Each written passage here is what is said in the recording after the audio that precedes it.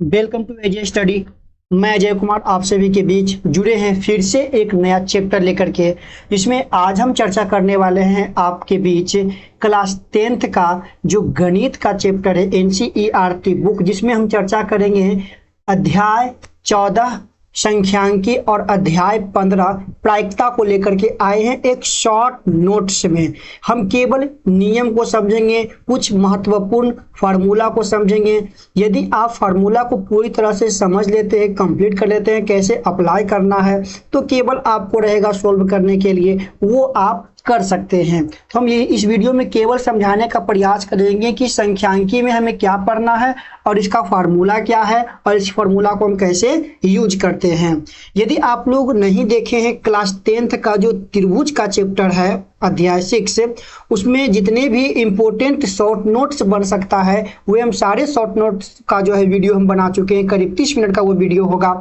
आई button पर देखिए, आई button पर उसका लिंक मिलेगा, आप वहां से क्लिक करके वो वीडियो जरूर से जरूर देखिए। चलिए दोस्तों, तो हम वीडियो की शुरुआत कर लेते हैं। आपके अपने यूट्यूब चैनल पर नए होते हैं तो चैनल को करें सब्सक्राइब, अपने दोस्तों के साथ करें शेयर, बेल आइकन पर करें क्लिक, ताकि जब भी हम आप लोग के बीच वीडियो अपलोड करें तो नोटिफिकेशन आप तक जल्द पहुंचे। और यदि आप चाहते हैं कि इस पूरे वीडियो का लेक्चर का पीडीएफ प्राप्त करें तो पीडीएफ प्राप्त करने के लिए आपको जुड़ना होगा मेरे टेलीग्राम चैनल एजे स्टडी लाइव से। ठीक है, वहां पर आपको टोटल वीडियो का पीडीएफ मिल जाएगा। चलिए हम शुरुआत कर लेते हैं संख्यांकी की। चैप्टर आज है संख्यांकी में महत्वपूर्ण हम आंकड़े को समझेंगे।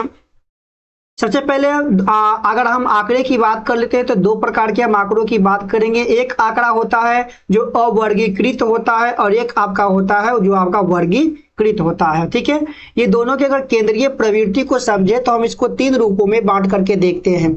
सबसे पहला हम क्या बांटते हैं? सबसे पहला हम बांटते हैं माध्य, उसके बाद हम बांटते हैं बहुलक और इसके बाद हम बांटते हैं माध्यिका या माध्यक। यदि आप ये तीनों अगर चैप्टर का ऑल वीडियो आप चाहते हैं कि वीडियो हम इसका देखें 1 by 1 क्वेश्चन का, तो वीडियो हम यूट्यूब पर हम अपलोड कर चुके हैं। डिस्क्रिप्शन में जाइए, आपको लिंक मिल जाएगा, या प्लेलिस्ट में जाकर के उस वीडियो को आप पूरा देख सकते हैं। ठीक है, हाँ, आज हम इस वीडियो में केवल आपको फार्मूला को हम समझाने का प्रयास करेंगे। सबसे पहले हम देखिए लेकर के चल लेते हैं माध्य मीन के बारे में समझने का प्रयास करते हैं। कहता है कि दिए गए आंकड़ों के कुल प्रेक्षणों के योगफल एवं प्रेक्षणों की कुल संख्या के अनुपात को हम माध्य या औसत कहते हैं, है ना। माध्य या औसत दोनों एक ही होता है। दिए गए कुल आंकड़ों के जो प्रेक्षण होता है उनका योग और कुल आंकड़ों की संख्या का जब हम अनुपात निकालते हैं तब उसे क्या कहते हैं? हम माध्य कहते हैं। देखिए, पहले जो भी हम पढ़ रहे थे 10th से पहले 9th में पढ़ रहे थे, 8 में पढ़ रहे थे माध्य औसत के बारे में। सिंपल फार्मूला याद रखते थे, क्या चीज? कुल प्रेक्षणों का योग बटा कुल प्रेक्षणों की संख्या। अब लेकिन यहाँ जब 10th में हम बात कर लेते हैं तो इसमें हम बात कर लेते हैं वर्गीकृत आंकड़ों का माध्य निकालना। ठीक है, वर्गीकृत आंकड़ों का माध्य निकालना। इसमें क्या होता है कि सबसे पहले हम प्रत्येक वर्ग अंतराल का मध्य बिंदु या वर्ग चिन्ह उसकी ऊपरी और निचली सीमाओं का औसत निकालकर ज्ञात कर लेते हैं। जैसे मान लिया जाए, देखिए यहाँ पर पहले आप लोग समझने का प्रयास कीजिएगा। ये जो आपका दिया गया वर्ग अंतराल, ठीक है, वर्ग अंतराल में ये जो आप 10 देख रहे हैं, ये 10 आपका क्या है? ये 10 आपका है निचली सीमा है। ठीक है, ये आपका निचली सीमा हो जाएगा और ये आपका जो 25 आप देख रहे हैं ये आपका ऊपरी सीमा हो जाएगा। ठीक ना, ये आपका ऊपरी सीमा हो जाएगा। ठीक है, और इसके साथ जो वर्ग अंतराल के साथ यहाँ पर कुछ भी लिख सकता है वर्ग अंतराल के जगह पर, इसके साथ जो विद्यार्थियों की संख्या दिया गया है वह आपको दिया रहेगा प्रत्येक क्वेश्चन में, जिसको हम क्या कहते हैं? बारंबारता कहते हैं। क्या कहते हैं? बारंबारता कहते हैं। तो माध्य, अगर हम वर्गीकृत आंकड़ों का माध्य निकालने की अगर बात करें तो सबसे पहले 2 चीज दिया रहेगा, वर्ग अंतराल दिया रहेगा और आपका बारंबारता दिया रहेगा। हमें निकालना क्या होता है? वर्ग चिन्ह निकालना होता है। ठीक है, वर्ग चिन्ह निकालने के लिए हम अभी आपको बताएं कि ऊपरी सीमा और निचली सीमा दोनों को आपस में जोड़ करके जो 2 से अगर डिवाइड कर लेते हैं तो वर्ग चिन्ह आपका निकल जाता है। जैसे अगर देखा जाए कि अगर हम निकालते हैं इसका वर्ग चिन्ह निकालते हैं, और यहाँ पर ये भी देखना है कि ये जो वर्ग अंतराल है वो वर्ग अंतराल सही अंतराल से चल रहा है कि नहीं। जैसे देखिए 10, 25, 25, 40, फिर आपका देखिए कितना आपका हो रहा है 40 55, ठीक है, फिर आपका 55 70, मतलब ये जो है आपका सही अंतराल से जो चल रहा है, 15 के अंतराल से ये आपका आपस में आगे बढ़ रहा है, ठीक है। अब देखिए इसका वर्ग चिन्ह निकालेंगे, निचली वर्ग सीमा और जो उचली वर्ग सीमा बटा आपका 2 हो जाएगा, ठीक है। तो इसका जब वर्ग चिन्ह निकालते हैं तो ये आपका आ गया 17.5। तो वर्ग चिन्ह निकालने में कोई प्रॉब्लम आपका नहीं होगा, ठीक है। तो यहाँ देखिए हमने क्या किया है कि पहले वर्ग चिन्ह निकाल लिया है, वर्ग अंतराल आपका दिया हुआ था, विद्यार्थियों की संख्या जिसको हम क्या कहते हैं FI कहते हैं, ठीक है। विद्यार्थियों की संख्या बारंबारता को हम FI से सूचित कर लेते हैं, याद रखिएगा। ये आपका निकल गया, वर्ग चिन्ह निकल गया, ठीक है, वर्ग चिन्ह निकल गया, है ना। अब आइए, जब हम एक वर्ग चिन्ह यहाँ पर निकाल देते हैं और दिए गए बारंबारता दिए गए जो वर्ग अंतराल यदि वो सेम आंकड़ा से अगर बढ़ रहा हो तो हम वही वर्ग चिन्ह में उस संख्या को केवल क्या कर देते हैं, ऐड कर देते हैं, ठीक है। तो यहाँ पर 15 से बढ़ रहा था तो हम इसमें क्या करेंगे कि 15 को इसमें केवल ऐड करते चलेंगे, आपका क्या निकल जाएगा, पूरा वर्ग चिन्ह यहाँ पर निकल जाएगा, ठीक है। तो ये हमने वर्ग चिन्ह निकाल दिया। फिर देखिए अगर माध्य निकालना है, सिंपल मेथड से माध्य निकालना है, तो माध्य निकालने के लिए क्या करना है, डायरेक्टली FI गुना क्या करना है, XI गुना करना है, मतलब बारंबारतों की संख्याओं को जो वर्ग चिन्ह से क्या कर देना है, गुना कर देना है, ठीक है। यदि देखिए ये मेथड में आपको गुना करने में अगर तकलीफ होता है तो हम जब लेक्चर किए थे वीडियो के साथ फेस रिकॉर्डिंग में, ठीक है, तो उसमें हम आपको एक अलग मेथड बताए थे माध्य निकालने के लिए, तो वहां पर जाकर के वो वीडियो भी आप आसानी से देख सकते हैं।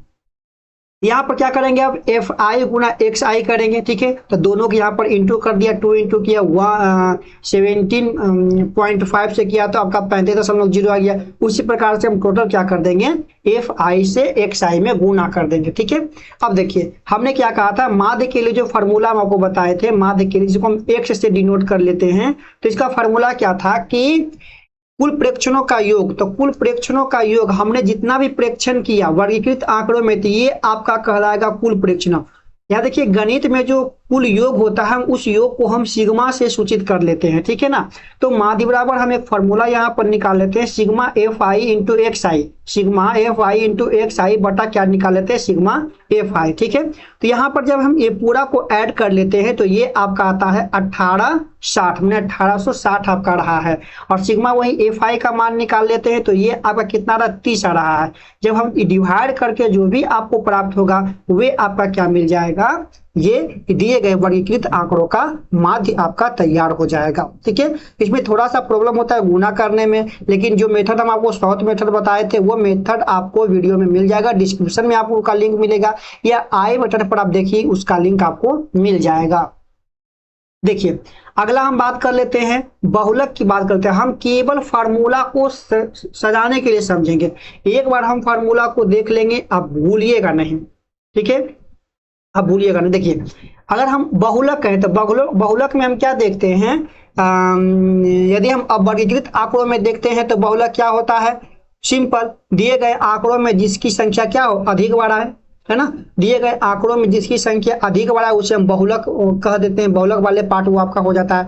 लेकिन जब हम वर्गीकृत आंकड़ों को हम देखते हैं तो हम एक फार्मूला के साथ इसे बनाने का प्रयास कर लेते हैं, ठीक है। एक फार्मूला इसका होता है वर्गीकृत आंकड़ों का L प्लस इंटू में F1 माइनस F0 बटा 2F1 minus F0 minus F2, ठीक है, और गुने आपका क्या हो जाता है, H हो जाता है। देखिए सिंपल सा वर्गीकृत आंकड़ा, यदि इस प्रकार के आपको वर्गीकृत आंकड़ा दे दिया जाए, ठीक है ना, तो उसको हम कैसे निकालेंगे, केवल फार्मूला को आप समझिएगा, ठीक है। सबसे पहले क्या करना है, आप जो दिए गए जितने भी आंकड़ा है उसमें आपको देखिए ये तो आपको मालूम है, ये परिवार का माप दिया है, मैंने वर्ग अंतराल दे दिया है, ठीक है, वर्ग अंतराल आपका दिया गया, और ये आपका परिवारों की संख्या मतलब ये बारंबारता दिया गया है, FI दिया गया, यहाँ पर लिखा हुआ FI दिया गया।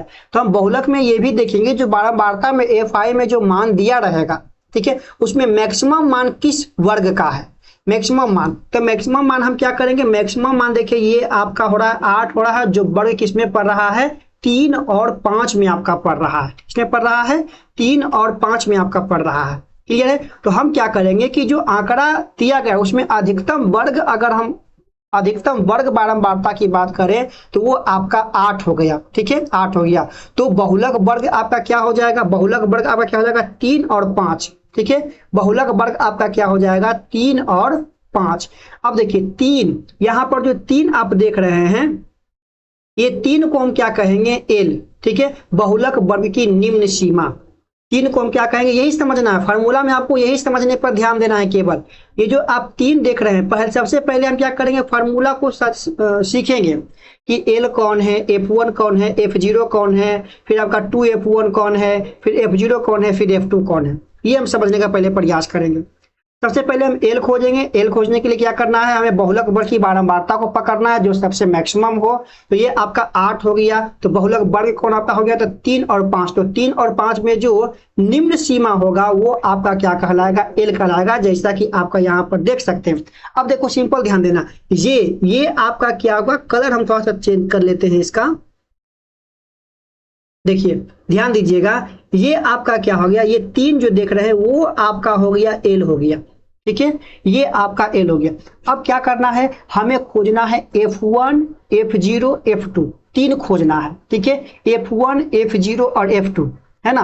तो सिंपल से ध्यान देना है, पहले 0, ठीक है, पहले 0 फिर 1 फिर 2, पहले 0 1 2, सिंपल याद रखना। तो जो हमें एल मिला, एल वाले वर्ग में जो संख्या आपको मिला 8 मिला, मैंने बहुलक वर्ग का जो निम्न सीमा हम जहां पर खोजे या बहुलक वर्ग हम खोजे उसके जस्ट बाएं साइड वाले, ठीक है, या उसके जस्ट ऊपर वाले, ऊपर वाला आपका सारा मैथ्स टोटल मैथ में आपको ऐसे ही सोल्व करना है, ठीक है, जितने भी मैथ है वो टोटल मैथ में आपको इसी प्रकार से जो है सोल्व करना। कैसे सोल्व करेंगे, तो क्या करना है, ये आपका हो जाएगा क्या चीज F0, ठीक है, याद रखिएगा, ये जो आप देख रहे हैं ये आपका हो जाएगा क्या चीज, तो F0, F0 खोज लिए, कोई दिक्कत नहीं है, सिंपल F0, ये आपका हो जाएगा F1 और ये आपका हो जाएगा F2, सिंपल। एल मिल गया, समझिए आपका मैथ सोल्व हो गया, ठीक है। बहुलक वर्ग खोज लिए, एल आपका मिल जाएगा, तो एल जो बहुलक आपका वर्ग मिला है वो आपका उसके जस्ट ऊपर वाले आपका F0, वो जो मिला है वो आपका F1, फिर ये आपका F2, सिंपल खोज लिए। फिर हमें क्या खोजना है, एज का मान खोजना है। तो एज के लिए क्या देखना है, वर्ग अंतराल का माप देखना है। तो 1 3 फिर 3 5 फिर आपका 5 7 फिर आपका 7 9, मतलब 2 के अंतराल से आपका बढ़ रहा है, तो एज का मान आपका कितना हो जाएगा, 2 हो जाएगा। यहां तक में किसी को कोई प्रॉब्लम नहीं है। प्रॉब्लम अगर नहीं हो रहा है तो वीडियो को लाइक कीजिए और सब्सक्राइब करना ना भूलें, चैनल पर नए होते हैं तो, ठीक है। हम अगले टॉपिक अब समझते हैं। जब आप फार्मूला को यूज करने सीख गए, सजाने के लिए सीख गए, जब आप मैथ सोल्व करते हैं तो उसको आप यहाँ पर ही जब क्वेश्चन दिया गया उस क्वेश्चन पर ही उस फार्मूला को लिख दें ताकि आपको बनाने में आसान हो और बाद में न भूलें, ठीक है। देखिए अब क्या करना है, सिंपल फार्मूला को सेट कीजिए। एल का मान क्या लिखा हमने 3, ठीक है, F0 का मान, F1 का मान आपका 8, ठीक है, फिर आपका कितना F0 का मान 7, फिर आपका देखिए नीचे में आपका क्या है 2F1, तो 2 इंटू F1 का मान 8 माइनस में 7 माइनस में 2, ठीक है, और इंटू आपका 2। अब केवल आपको क्या करना है, सोल्व करना है। सोल्व करने पर जो भी आपका मान आएगा वो हो जाएगा आपका बहुलक। तो ये वर्गीकृत आंकड़ा का बहुलक आपका क्या हो गया, 3.286। क्लियर है, यहाँ तक कोई दिक्कत नहीं। तो हमने 2 कंप्लीट कर लिया, बहुलक और माध्य कंप्लीट कर लिया। अब सबसे इंपॉर्टेंट हम समझने वाले हैं, माध्यक को लेकर के समझेंगे, मीडियन को लेकर के समझेंगे। देखिए यहां पर क्या आपको ध्यान देना है, पहले इसकी देखिए डिफिनेशन को समझते हैं कि प्रेक्षणों का वह मान जो प्रेक्षणों में सबसे बीच का है, इसके लिए प्रेक्षणों के मानों का आरोही क्रम में व्यवस्थित करते हैं। जब हम अवर्गीकृत आंकड़ों की बात कर लेते हैं तो अवर्गीकृत आंकड़ों में सबसे पहले हम क्या कर लेते हैं कि प्रेक्षणों का जो है वो हम क्या करते हैं, पहले उसको हम कौन क्रम में, आरोही क्रम, मतलब बढ़ते क्रम में उसको समझाते हैं। अब यदि प्रेक्षणों की कुल संख्या इन विषम हो तो अधिक प्रेक्षणों की कुछ, जब हम उसको बढ़ते क्रम में आरोही क्रम में सजा लेते हैं तो जब हम उसको गिनती करते हैं, ठीक है, उसको हम एन से डिनोट करते हैं। गिनने का मान लिया आपका 5 आ गया, 7 आ गया, 9 आ गया, 9 डिजिट आ गया, 11 डिजिट आ गया, 13 डिजिट आ गया, मतलब कोई भी विषम संख्या आपको मिल रहा है तो माध्यक आपका होता है क्या चीज, फॉर्मूला n+1/2। ठीक है, क्या आपका होता है n+1/2 आपका होता है। क्लियर है।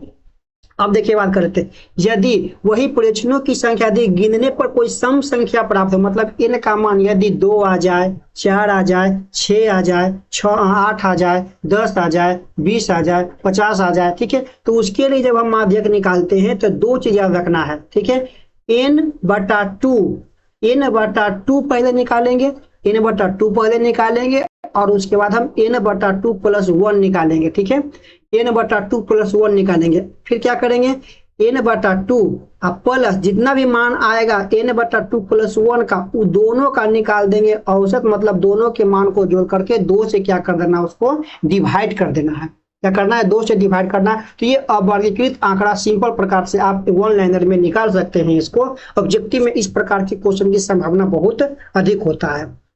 अब आइए हम अब वर्गीकृत आंकड़े, अगर हम वर्गीकृत आंकड़े की बात कर लेते हैं तो आपके बीच देखिए एक क्वेश्चन दिया गया है। ठीक है, इसमें क्या करना है, अगर इस प्रकार से आपको क्वेश्चन दे तो इसको हम किस रूप में हम निकालेंगे। ठीक है, हम बात कर लेते हैं कि दिया गया है कि एक परीक्षा में 100 विद्यार्थी द्वारा 50 में से प्राप्त अंक का आंकड़े नीचे में दिया गया है। कुल विद्यार्थियों की संख्या कितना है, याद रखिएगा, टोटल जो विद्यार्थी हैं वो आपस में कितने हैं, 100 हैं। ठीक है, और ये आपका प्राप्तांक दिया गया है। तो यहाँ पर देखिए सजा दिया है कि सबसे पहले हम प्राप्तांक को आरोही क्रम में लिखेंगे। जितने भी प्राप्तांक आपका दिया गया है, ठीक है, वे प्राप्तांक को हमने पहले क्या कर दिया, आरोही क्रम में लिख दिया। ठीक है, फिर विद्यार्थियों की संख्या लिख दिया। अब उसके बाद क्या करना है, यहाँ पर एक चीज आपको सीखना है, CF निकालने के लिए संचयी बारंबारता। संचयी बारंबारता हम कैसे निकालते हैं, इस देखिए इस क्वेश्चन में तो वर्ग अंतराल नहीं दिया है। अगर वर्ग अंतराल नहीं दे, सिंपल बिना वर्ग अंतराल के अगर क्वेश्चन दे दे तो संचयी बारंबारता कैसे निकालेंगे, ध्यान से समझना। ये आपका हो गया 6, ठीक है, ये आपका 6, ये बारंबारता जिसको हम FI से सूचित कर लेते हैं बारंबारता को। ठीक है ना, FI से सूचित कर लेते हैं। अब देखिए सिंपल, जब CF निकालते हैं तो CF निकालने के लिए जो बारंबारता FI आपका दिया गया है वो 6 में पहले पहला पार्ट में हम जोड़ेंगे, 0 को ऐड करेंगे। ठीक है, पहला पार्ट में कुछ नहीं रहेगा तो 0 के ऐड करेंगे, है ना, तो ये आपका केवल 6 का 6 मिलेगा। ठीक है, अब देखिए ये आपका आ गया 20, तो 20 में हम ऐड करेंगे 20 के ऊपर वाला अंक, इसे 6 में ऐड किया, 6 के ऊपर वाला अंक, तो ऊपर में कुछ नहीं तो 0, तो यहाँ पर इतना आपका गया। अब 20 में हम ऐड कर रहे हैं क्या चीज, 20 के ऊपर वाला अंक, तो 6 है तो 20 + 6 26 आपका हो गया। उसी प्रकार से 24 + 20, ध्यान समझना, 24 + 20 कितना आपका हो रहा है, 50 हो रहा है। फिर 28 प्लस क्या करेंगे, ठीक है, ये आपका हो रहा है, फिर आपका क्या करना है, 50 आपका आ गया। अब देखिए ये जो 50 आपका मिला, ठीक है, ये जो 50 मिला आपका, वो 50 में क्या जोड़ेंगे, 28 जोड़ेंगे, है ना, 28 जोड़ेंगे। तो जब 50 में 28 जोड़ा तो ये आपका 78 आ गया। अब 78 में जोड़ेंगे कितना, ये वाला मान, नीचे वाला मान 15, तो ये आपका 93 आ गया। अब 93 में क्या जोड़ेंगे, 4 जोड़ेंगे तो आपका 97 आ गया। 97 में जोड़ेंगे 2 तो 99 आ गया, और 99 में जोड़ेंगे 1 तो कितना आपका आ गया, 100 आ गया। तो सिंपल समझ लिया, संचयी क्या निकालना है, 0 में जोड़ना है, 6 में जोड़ेंगे ऊपर वाला अंक 0 आपका हो जाएगा। फिर जितना आपका मान आएगा, ये 6 में हम जोड़ेंगे, पहले 20 को जोड़ेंगे, फिर देखिए 26 आ गया, 26 में हम जोड़ेंगे 24 को जोड़ेंगे, फिर 50 आ गया, 50 में हम 28 को जोड़ेंगे, फिर 78 आ गया, 78 में हम कितना जोड़ेंगे, 15 को जोड़ेंगे। उसी प्रकार जब हम पूरा जोड़ते हैं तो अंत वाला मान जो है आपका, जो कुल प्रेक्षणों का जो योग दिया गया है उसके इक्वल आपका होना चाहिए। तो ये आपका कितना आ गया, 100 आ गया। तो 100 की अगर हम बात करें तो ये आपका सम संख्या है। तो सम संख्या के लिए फॉर्मूला आपको ये बताए थे, ठीक है, n/2 वे तथा n/2+1 के प्रेक्षणों का सारणी में लिखना है। तो इसको देखिए, ये आपका क्या, n/2 माने 50वां प्रेक्षण, n/2 निकालेंगे, माने 100 बटा करें कितना 2, तो कितना आपका 50 हो जाएगा। और n/2 प्लस 1 करेंगे, ठीक है, तो आपका कितना हो जाएगा 51 हो जाएगा। तो 50वां प्रेक्षण पर ध्यान देना। तो 50वां प्रेक्षण यहाँ पर गौर कीजिए, ये आपका थोड़ा सा हम इसका कलर चेंज कर लेते हैं। 50वां प्रेक्षण, ठीक है, तो 50वां प्रेक्षण आपका ये हो रहा है। तो इसमें कितने आपका बारंबारता मिल रहा है, प्राप्तांक आपका कितना 50वां प्रेक्षण में 28 है, तो आपका 28 हो गया। फिर 51वां प्रेक्षण पर ध्यान दीजिए, 51वां निकाले तो कितना आपका 29 आ रहा है, ठीक है, 29 आ रहा है। 51वां प्रेक्षण में कितना आपका रहा है 29 आ रहा है। अब कहिएगा 51 तो यहाँ पर मिल नहीं रहा है, तो कैसे सर 29 हमने यहाँ पर जोड़ दिया। तो यहाँ पर गौर करना है कि अगर अंक डिजिट मिल गया तो कोई दिक्कत नहीं है, ठीक है। अब यहाँ पर 51वां प्रेक्षण में 29, ठीक है, 51वां प्रेक्षण में क्या चल रहा है 29। तो यहाँ पर संचयी बारंबारता जो CF निकाले उसमें आप गौर कीजिएगा 51 क्या है 50 से अधिक है, 51 50 से अधिक है, जबकि 78 से कम है। तो मतलब जब भी आएगा तो इसी आंकड़ा में आपका 51 घुसा हुआ होगा, इसी आंकड़ा में 51 घुसा हुआ होगा, ठीक है। तो ये आपका इसका हो जाएगा क्या चीज, ये वाला मान मतलब 28। अब क्या करेंगे माध्यक निकालने के लिए दोनों को जोड़ करके उसका औसत निकाल देंगे, 28.5 इसका हो जाएगा। तो ये था क्या चीज, अवर्गीकृत आंकड़ा का सिंपल, जिसमें वर्ग अंतराल नहीं दिया गया हो। अब देखिए एक और लेते हैं जिसमें वर्ग अंतराल आपका दिया गया हो। जब वर्ग अंतराल दिया गया तब हम इसको कैसे निकालेंगे। देखिए ये आपका दिया गया है 100 अंक के एक परीक्षा में 53 विद्यार्थियों द्वारा प्राप्त अंकों का वर्गीकृत बारंबारता बटन इस प्रकार से दिया गया है, ठीक है। तो सिंपल याद रखना है, ये आपका प्राप्तांक दे दिया, वर्ग अंतराल दे दिया है, ठीक है, और ये विद्यार्थियों की संख्या दे दिया है। सबसे पहले क्या आपका काम रहेगा, संचयी बारंबारता निकालना रहेगा, संचय CF। तो CF निकालने के लिए जस्ट हम ऊपर बताए थे उसी ढंग से हम क्या निकालेंगे CF निकालेंगे, ठीक है। देखिए तो यहाँ पर क्या करना है CF निकालने के लिए, यहाँ पर हम निकालेंगे क्या चीज CF। तो CF निकालने के लिए क्या बोले हैं आपको, पहले बोले कि 5 में जोड़ेंगे ऊपर वाला डिजिट 0, तो 5 में जोड़ेंगे 0 आपका, तो कितना 5 ही आ जाएगा। जैसे यहाँ पर देखिए 5 ही आपका आ गया। अब देखिए 5 में जोड़ेंगे 3 तो 8 में जोड़ेंगे 4 तो 12 में जोड़ेंगे 3 तो 15 में जोड़ेंगे 3 तो 18 में जोड़ेंगे 4 तो 22 में जोड़ेंगे 7 तो 29 में जोड़ेंगे 9 तो 38 में जोड़ेंगे 7 तो 45 में जोड़ेंगे 8, तो ये आपका क्या आ गया 53। और 53 क्या है, क्वेश्चन पर गौर कीजिए, 53 विद्यार्थी, तो दोनों आपस में सेम आपका मिल रहा है, ठीक है। संचय निकाल दिया, दोनों आपस में सेम आपका मिल रहा है। अब आइए, अब जब वर्गीकृत आंकड़ों की बात कर लेते हैं, यहाँ पर जो हम बात कर लेते हैं कि इसकी वर्ग का, तो ये आपका क्या है 53, ठीक है। 53 आपका जो टोटल जो संचयी बारंबारता निकला, उस बारंबारता का हम निकालेंगे बारंबारताओं की संख्या, ठीक है। तो उसके निकालने के लिए हम क्या करेंगे n/2, जो n का मान आया, जो कुल प्रेक्षणों की संख्या दे दिया है, जो आपका क्या 53 है, उन 53 को हम करेंगे n/2 निकालेंगे बारंबारताओं की संख्या। यदि वर्गीकृत आंकड़ों की हम बात कर लेते हैं तो बारंबारताओं की संख्या निकालने के लिए हम पहले n/2 निकालेंगे, और इसको बनाएंगे कौन फार्मूला से, पहले आइए हम उस फार्मूला को देख लेते हैं। इस सूत्र से हम इसको जो है सोल्व करने का प्रयास करेंगे वर्गीकृत आंकड़ों को, ठीक है। माध्यिक बराबर L plus n/2 minus CF बटा F इंटू H। हमें क्या खोजना है, यहाँ पर L का मान खोजना है, n/2 का मान खोजना है। n/2 का मान तो सिंपल आपका निकल जाएगा, कोई दिक्कत नहीं है। CF का मान खोजना है, F का मान खोजना और H का मान खोजना है, ठीक है। आइए समझते हैं। सबसे पहले क्या निकालेंगे n/2, ठीक है, n/2। तो n/2 हम निकाला इसका, तो कितना आ गया 53, n का मान n/2 माने 26.5, ठीक है, 26.5। अब 26.5 तो चलना आपको कहां पर, CF हमको खोजना, ठीक है। n/2 का मान 26.5 आ गया, 26.5 आ गया। अब देखना 26 रुपया आपको कौन देगा, ठीक है। 26 रुपया जो है आपको कौन देगा उस पर गौर करना है। जो संचयी CF निकाले हैं ना, CF पर गौर करेंगे। ये जो डिजिट आप देख रहे हैं 5, 8, 12, 15, 18, 22, 29, और 38 और 45 53। आप इसमें गौर कीजिए कि कौन ऐसा ऊपर से संख्या आपको कौन ऐसा है जो आपको 26.5 रुपया कर्जा दे सकता है। 5 से मांगिएगा 26 रुपया, 26.26 रुपया देगा नहीं देगा, 8 देगा नहीं देगा, 12 देगा नहीं देगा, 5 देगा नहीं देगा, 18 देगा नहीं देगा, 22 देगा नहीं देगा। फिर आपका मांगते हैं 29, हाँ 29 रुपया के पास अगर हम कहेंगे तो उनको 26.5 रुपया दो तो ये देने लायक है ना। और जब देने लायक है तो जो देने लायक रहेगा उसको हम क्या करेंगे, घेर देंगे। कैसे घेरेंगे, तो इस प्रकार से हम इसको क्या करते हैं, अब घेर देते हैं। थोड़ा सा लिखने में प्रॉब्लम होता है क्योंकि जो हम लिख रहे हैं वो सिंपल लिख रहे हैं, ताकि जिससे लिखने में काफी प्रॉब्लम होता है। आप लोग सपोर्ट कीजिए यूट्यूब चैनल को ताकि हम और अच्छा आपके लिए कर सके। तो अब यहाँ पे क्या, अब क्या खोजना है फार्मूला में, हमको एल खोजना है। तो एल क्या होता है, माध्यक वर्ग का निम्न सीमा। तो ये जो आपको निकला ये मिल गया, आपका माध्यक वर्ग मिल गया, माध्यक वर्ग खोज लिए। और ये आप जब देख रहे हैं ये आपका हो गया निम्न सीमा हो गया, ठीक है, ये आपका हो गया निम्न सीमा एल।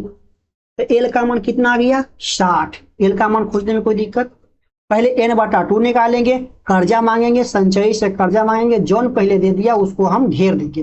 घेरला के बाद एल मिल जाएगा, ठीक है, घेरने के बाद एल मिलेगा। और जो संचयी मिला उसके ठीक ऊपर वाले जो है वो आपका हो जाता है CF, ठीक है, कौन आपका हो जाता है CF, ठीक है। ठीक ऊपर वाले आपका क्या हो जाएगा, CF हो जाएगा, है ना, ऊपर वाले आपका क्या हो जाएगा, CF हो जाएगा, ठीक है। अब आइए जो संचयी बारंबारता हमने देखा, संचयी बारंबारता का जो बारंबारता वाला पार्ट है 7, वो आपका हो जाता है F। जब भी मैथ मिले आप क्वेश्चन में ही ये लिख दे CF कौन है, F कौन है, L कौन है। केवल हमें n/2 निकालना है, संचयी से मांगना है, कर्जा मांगना है, जो दे दिया घेर देंगे। ये आपका हो जाएगा निम्न सीमा L, ये ऊपर वाला इसका हो जाएगा CF, और इसके सामने जो बारंबारता वो आपका हो जाएगा F हो जाएगा।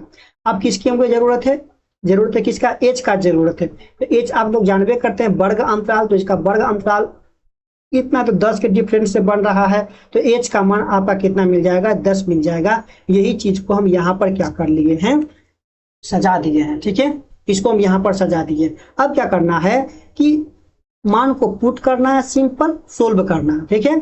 ये देखिए माध्यक, वीडियो को लाइक कीजिए आप लोग। माध्यक निकालना है इसका, तो कितना होगा, 60 प्लस H का मान 60, L का मान 60 पुट किया, n/2 का मान 26.5 और CF का मान 22 और F का मान 7 × 10। सोल्व किया, हल किया, जो भी आपका आया वो हो गया आपका बारंबारता वर्गीकृत का।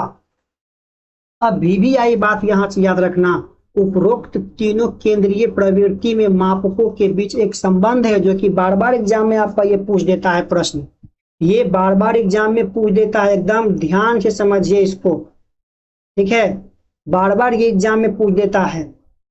ये आपका जो है 1 नंबर के ऑब्जेक्टिव भी सोल्व कर लेता है। इस संबंध को आपको याद रखना है ना, क्या याद रखना है, ये जो आप देख पा रहे हैं ना, 3 माध्यक बराबर बहुलक प्लस 2 माध्य, रट जाइए इसको, 3 माध्यक बराबर बहुलक प्लस 2 माध्य, 3 माध्यक बराबर बहुलक प्लस 2 माध्य, ठीक है, 3 माध्यक बराबर बहुलक प्लस 2 माध्य। क्या होता है इसमें 2 गो मान आपका दे देगा, तीसरा मान आपको निकालने के लिए कहेगा, 2 मान दे देगा, तीसरा मान आपको निकालने के लिए कहेगा, तो आसानी से निकाल सकते हैं, ठीक है। तो ये वीडियो में हम इतना ही करेंगे। जो प्रायिकता वाला पाठ है, क्योंकि वीडियो लंबा हो रहा है, प्रायिकता वाला पाठ हम कर लेंगे नेक्स्ट वीडियो में। दीजिए हमें इजाजत, मिलते हैं अगले वीडियो में, तब तक के लिए पढ़ते रहें एंड मुस्कुराते रहें। Bye bye.